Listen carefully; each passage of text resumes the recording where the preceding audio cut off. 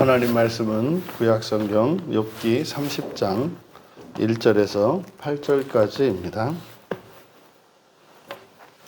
우리 같이 한 목소리로 함께 읽겠습니다. 그러나 이제는 나보다 젊은 자들이 나를 비웃는구나.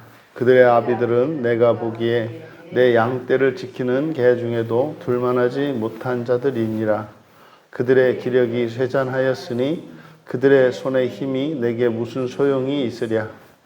그들은 곧 궁핍과 기근으로 인하여 파리하며 캄캄하고 메마른 땅에서 마른 흙을 씹으며 떨기나무 가운데에서 짠 나무를 꺾으며 뱃살이 뿌리로 먹을거리를 삼느니라.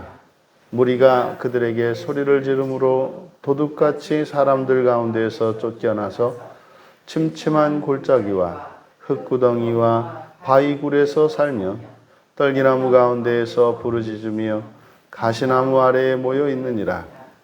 그들은 본래 미련한 자의 자식이요 이름 없는 자들의 자식으로서 고토에서 쫓겨난 자들이니라. 아멘.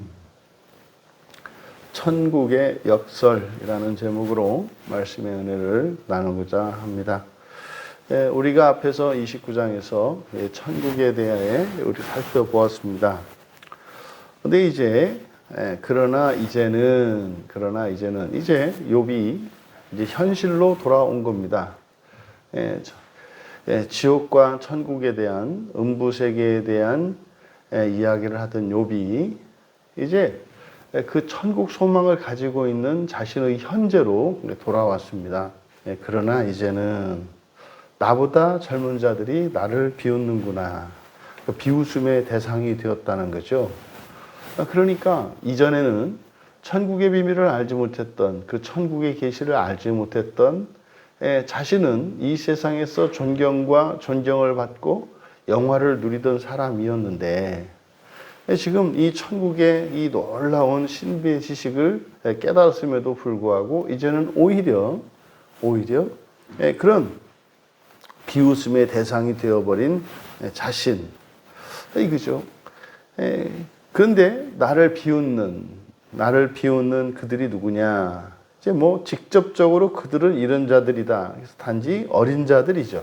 어린 자들, 젊다 이렇게 되어 있습니다만 어린 자들. 여기서 이제 젊다라고 하는 의미는 미숙한 것을 나타냅니다. 그러니까 미숙한 자들이라는 거죠.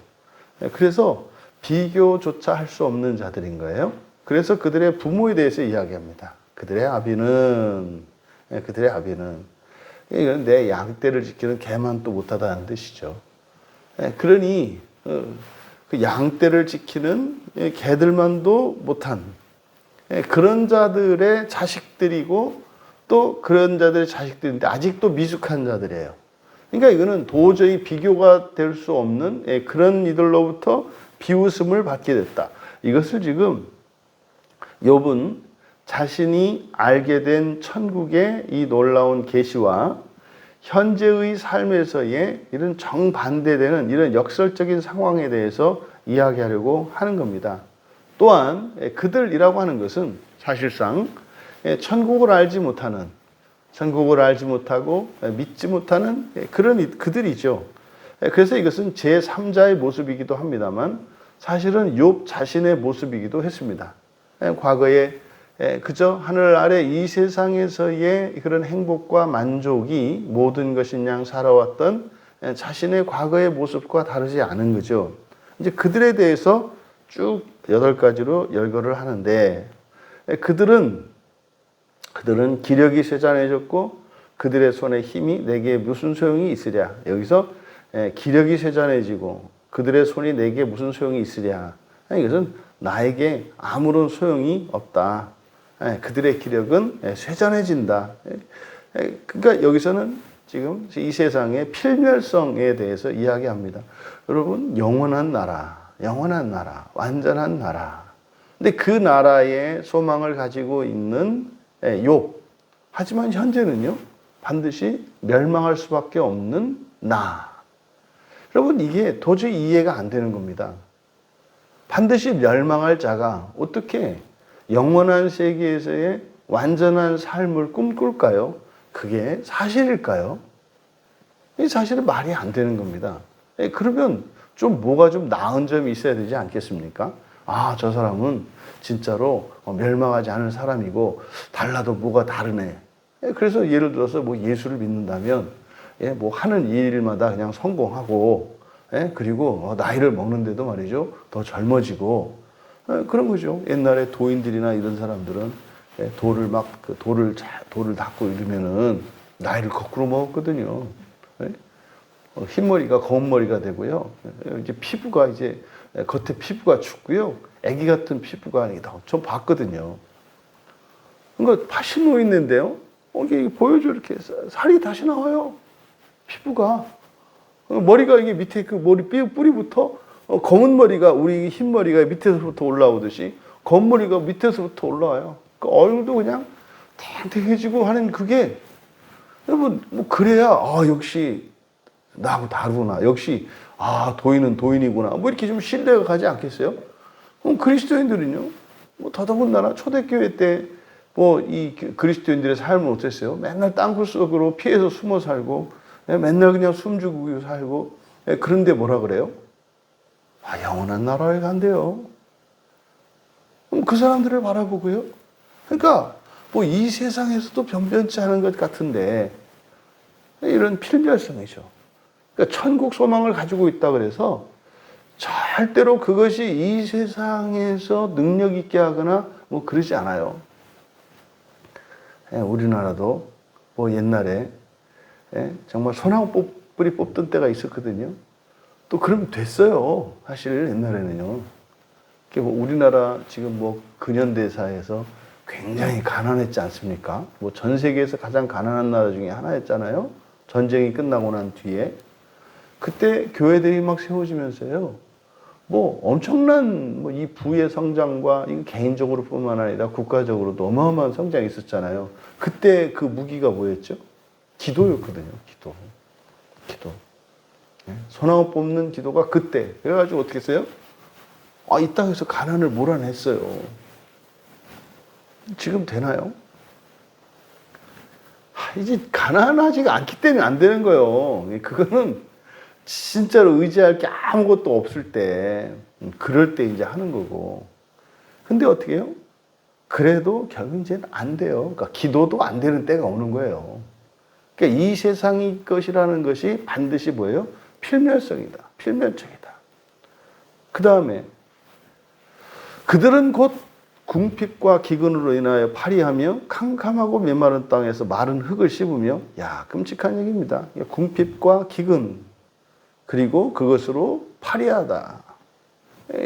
파리하다라고 하는 것이 그냥 초췌해진 걸 말하는 거죠. 여기서 파리하다라고 번역한 게 이 갈무드인데 갈무드니까 광야의 모양을 나타내는 거거든요. 거친 불모에 그러니까 사람으로는요 초췌한 거예요. 머리도 그냥 머리카락도 마른 덤불 같고 말이죠. 얼굴 피부도 그냥 맨 흙당 같고 말이죠. 뭐 이런 거죠. 보석보석하게 검버섯이나 피고 버점 올라오고 뭐 이런 거죠. 피골이 상접하고 뭐 이런 겁니다. 그러니까 여기서는 지금 뭐예요? 결핍성을 나타내는 거죠. 이 세상의 결핍성.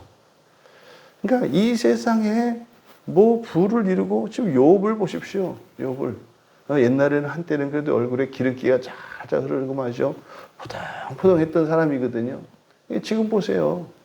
온몸은 악창에다가 그냥 피골이 상접해서 뭐 눈은 한 10리는 들어가서 사람인지 해골인지도 알 수 없는 그런 모양.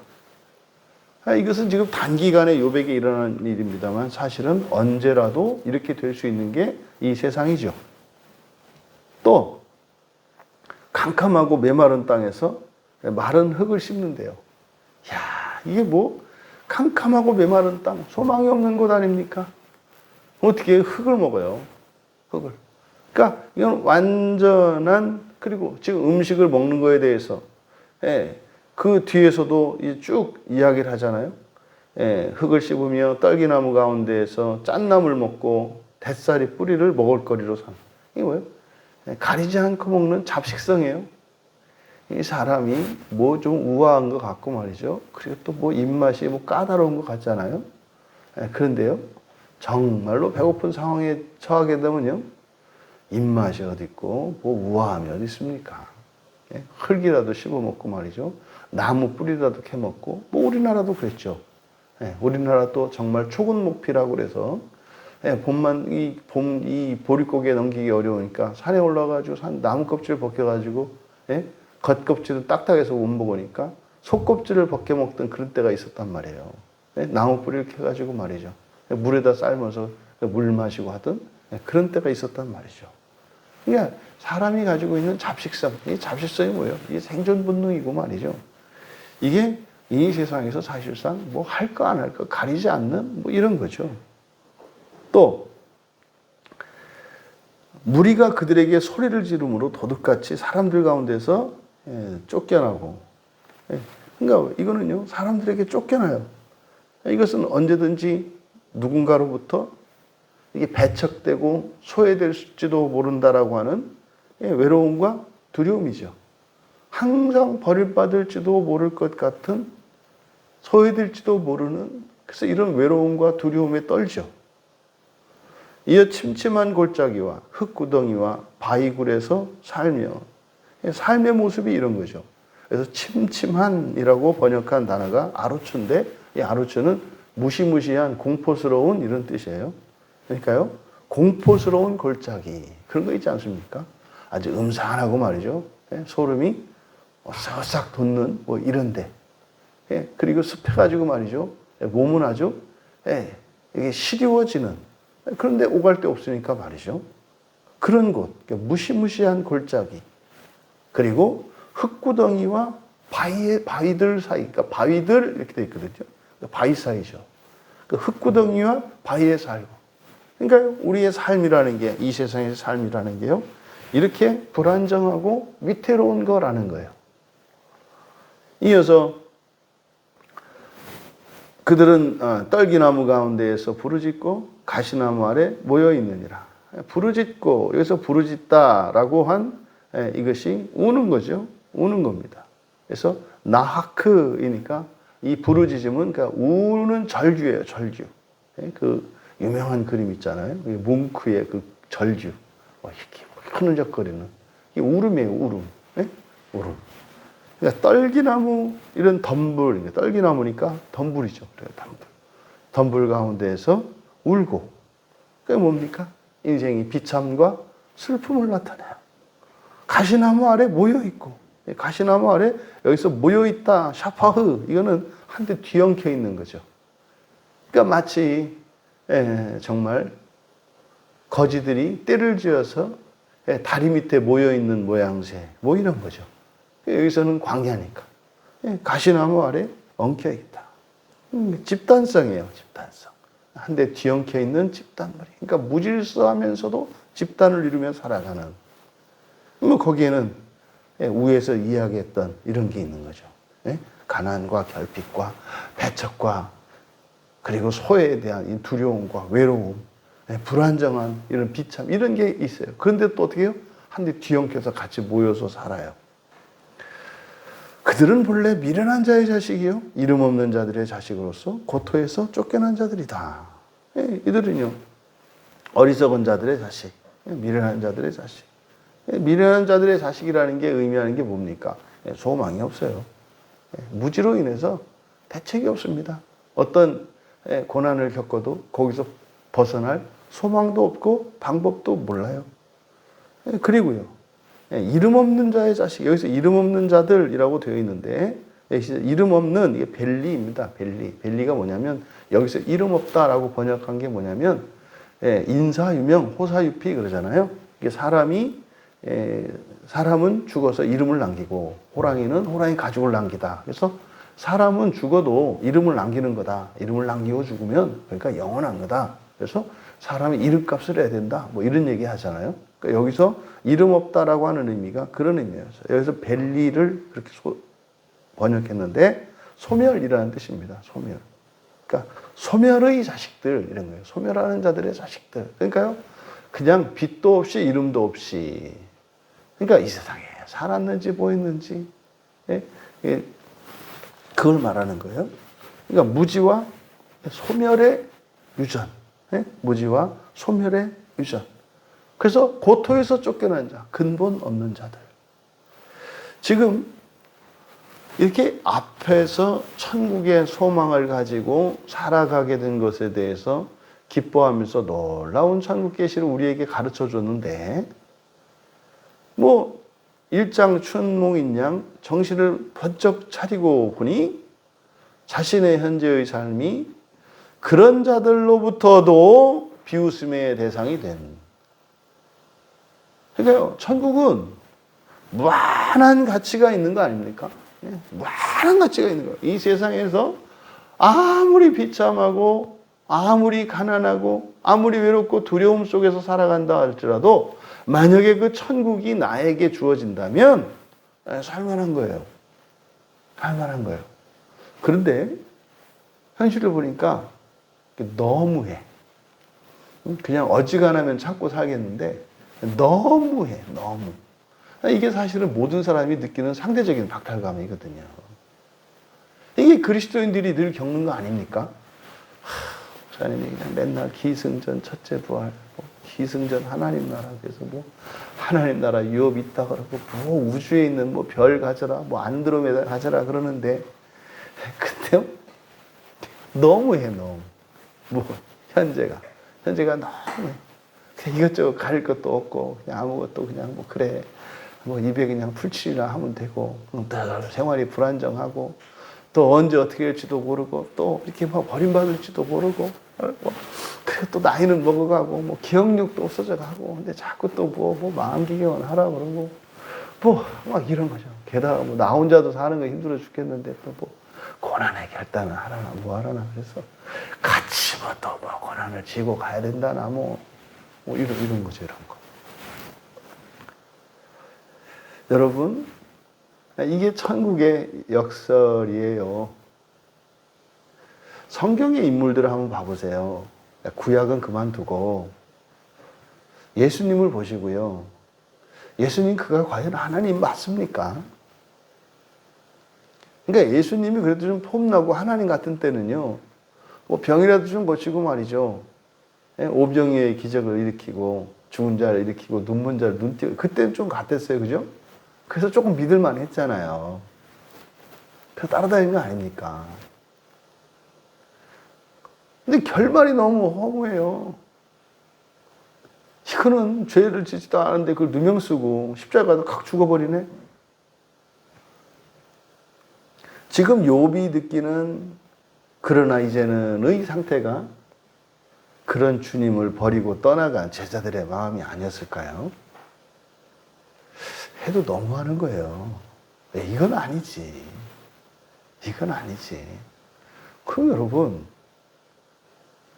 예수님은 하나님의 아들이고 그리스도니까 그렇게 하는 거고, 제자된 이들은 그거 아닐까요? 그건 아니라고 생각을 한 거예요. 그래서 다 떠난 거예요. 근데요, 결국은 나중에 어떻게 돼요? 똑같이 돼요. 여러분, 지금 교회가 꾸는 꿈이 요셉의 꿈이 아니에요. 그러면 절대 요셉의 꿈이 아니에요. 여러분, 예수님은 분명히 우리에게 말씀하셨거든요. 예수님께서 하나님의 자녀되는 권세를 주셨고, 하나님 나라의 그 엄청난 땅을 우리에게 유산으로 확정해 주셨고, 우리를 완전한 하나님 자녀 삼으셔서 부활의 약속을 이미 확정 지으셨다고요. 근데 그것은 하나님의 나라에서 일어나는 일이에요. 어저께 우리가 그 나눔을 하다가 그 무천년주에 대해서 얘기를 했잖아요. 이게 사람들이 이렇게 이 세상에서 좀 자꾸 잘 먹고 잘 살려고 하는 거, 이게 무천년주의적 사고를 가진 사람들이 하는 생각이에요. 그러니까 하나님 나라의 영광, 하나님 나라 없으니까. 근데 성경에서는 하나님 나라에 대한 영광의 약속이 있잖아요. 그러니까 지금 여기가 이 교회가 하나님의 나라니까 그러니까 자꾸 하늘에서 일어날 일을 현재 나의 삶 속에서 자꾸 끓인다. 이게 무천년주의적 종말관을 가지고 있는 사람이 교인들에게 동기부여할 수 있는 유일한 일이에요. 여기가 하나님 나라라며. 그럼 성경에 있는 하나님 나라에 대한 영광에 대한 약속이 여기서 이루어져야 되는 거 아니에요. 여러분, 근데 예수님은 그렇게 말씀 안 하셨다니까요. 마지막에 가서 하신 말씀이 뭐예요? 야, 근데 말이지. 나처럼 죽는다? 나처럼 죽는다? 목숨이라도 다 내줘야 된다? 그게 가장 큰 사랑이거든? 사랑으로 나의 생명까지 다 토해내야 된다? 죄와 허물을 뒤집어 쓰고 그를 감당하고 이렇게 죽어야 된다? 이게 천국을 유산으로 받은 사람들의 지상의 삶이란다? 여러분, 천국의 가치는요, 오직 믿음으로만 알 수 있습니다. 이거는 이성적이고 경험적인 게 아니에요. 물론 그 천국이 이 세상에서 경험이 됩니다. 경험이 됩니다. 근데 말입니다. 경험되는 방식이 우리가 생각하는 것처럼 승리와 영광의 방식이라기보다는 고난 속에서 주눅들지 않는 거예요. 위협받는 상황 속에서 두려움이 없는 거예요. 종종 우리들이 순교자들이 그 현장 순교지에 가서 그 순교 현장에 있었던 일들을 이렇게 떠올리면서 나는 절대로 저렇게 할 수 없겠다. 어떻게 저 무시무시한 상황에서 몸이 톱으로 쓸리고 자식들 앞에서 돌 맞아 죽고 돌이 당해서 죽는데 신앙을 어떻게 부인하지 않을 수 있을까? 불가능하죠. 맨정신에는.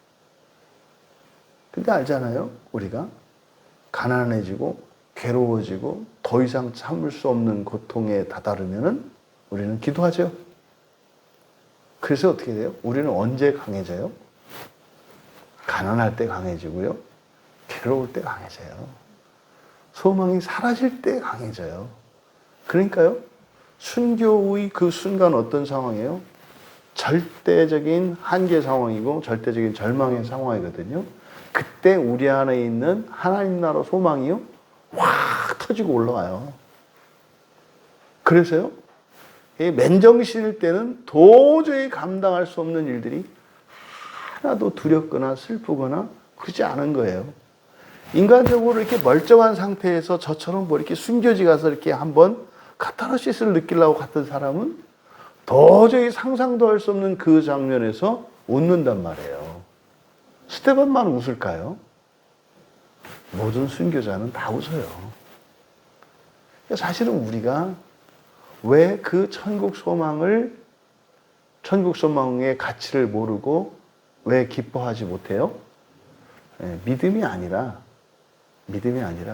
지식과 경험으로 살아가기 때문에 그래요. 우리에게 있는 모든 것이 다 사라질 때, 그래서요, 탈탈 털리고 믿음만 남았을 때, 그때 우리에게는 말입니다. 그 천국에 대한 소망이 확 올라와요. 천국 소망을 맛보시렵니까?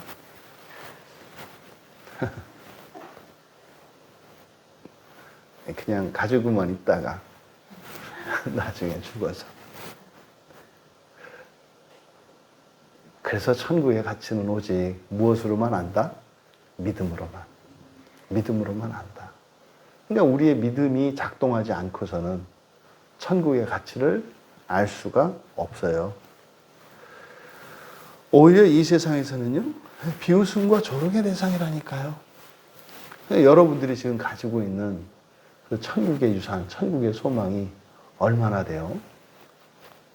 여러분들이 일상생활하는 게 얼마짜리냐고요.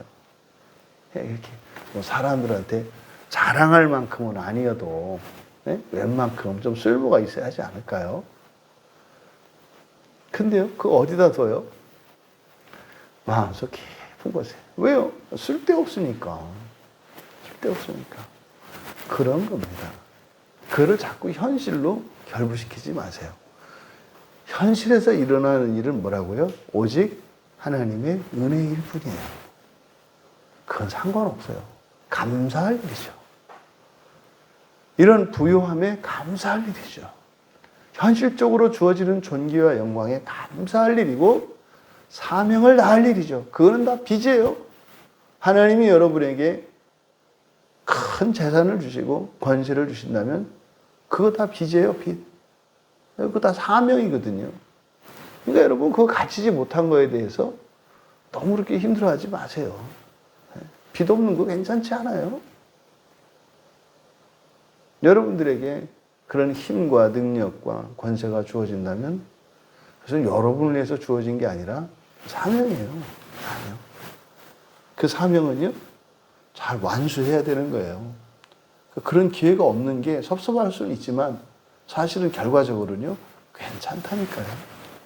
괜찮다니까요. 보세요. 그 한 달란트 받았다가 땅에다 묻어놨다가 야단 맞는 거 보세요. 달란트를 받으면 반드시 그것은 사명을 감당해야 하거든요.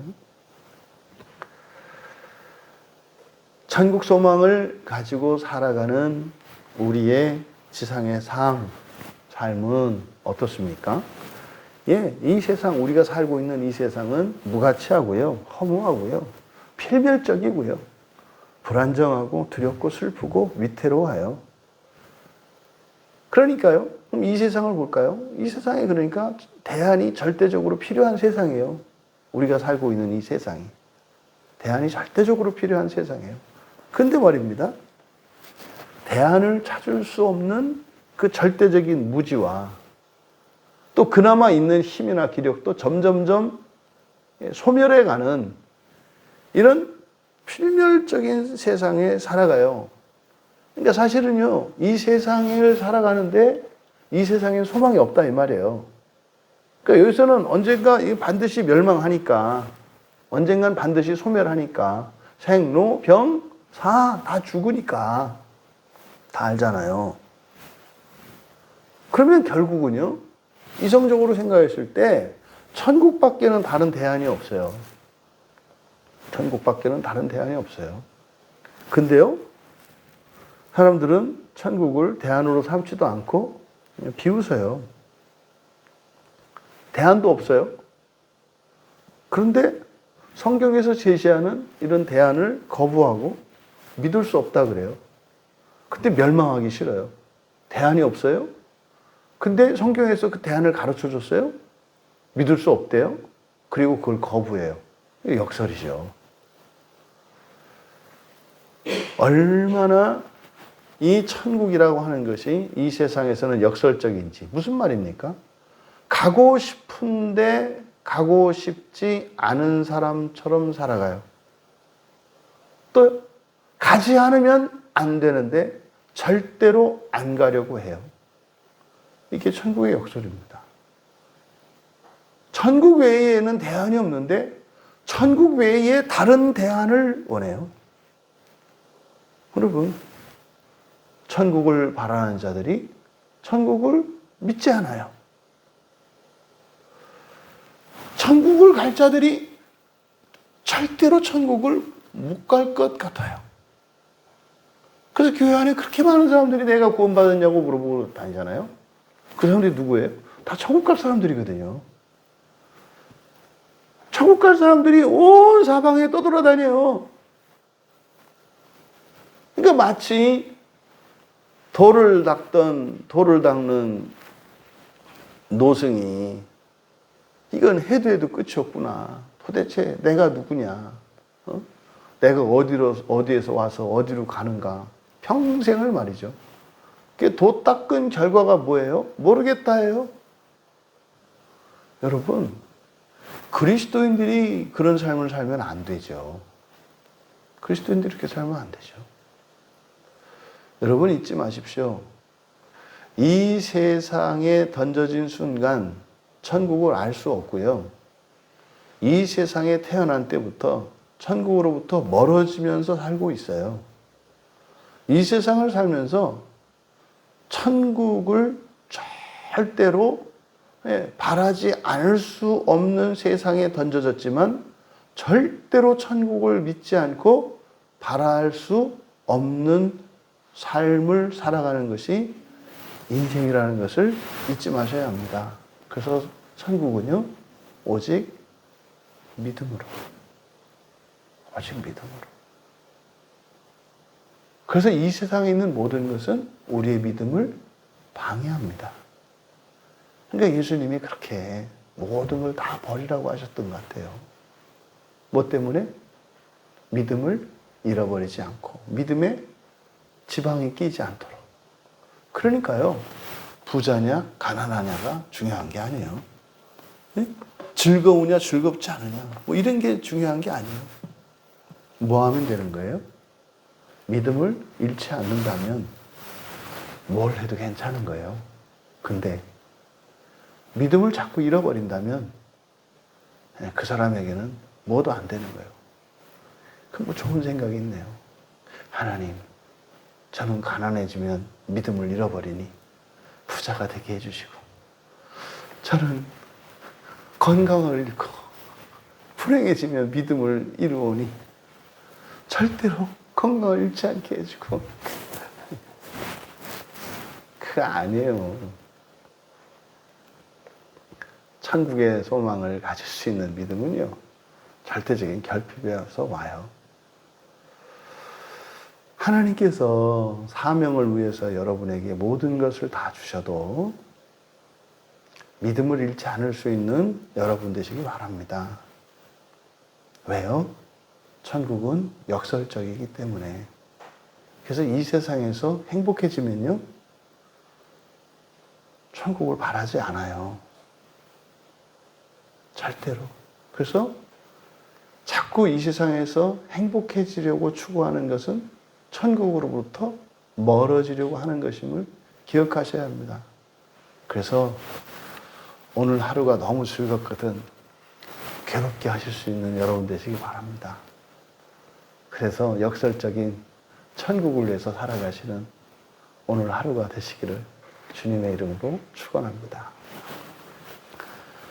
존귀하신 하나님, 이 세상은 결코 저희들의 소망이 될 수 없고 대안이 될 수 없음을 너무나 잘 알면서도 오직 천국만이 저희들의 유일한 대안인 것을 알면서도 자꾸만 천국에서 멀어지는 삶을 살아가는 이 세상의 정체성을 분명히 깨달아 하나님께서 사명을 위하여 저희들에게 힘과 부와 명예와 존귀와 영광을 주실지라도 늘 가난한 마음으로 천국을 바라보는 그 믿음을 잃지 않고 살아갈 수 있도록 은혜를 내려 주셔서 이 세상을 구원하시기를 기뻐하시는 하나님의 구원을 위하여 살아가는 영광의 삶을 살게 하옵소서. 이 세상에서 더 많이 가지면 가질수록 가난해지게 하여 주시고 더 높아지면 높아질수록 낮아지게 하셔서 하나님 나라 소망, 그 천국 소망을 잃어버리지 않고 믿음으로 살아갈 수 있도록 은혜를 더하여 주시옵소서. 감사하며 예수님의 이름으로 기도하옵나이다.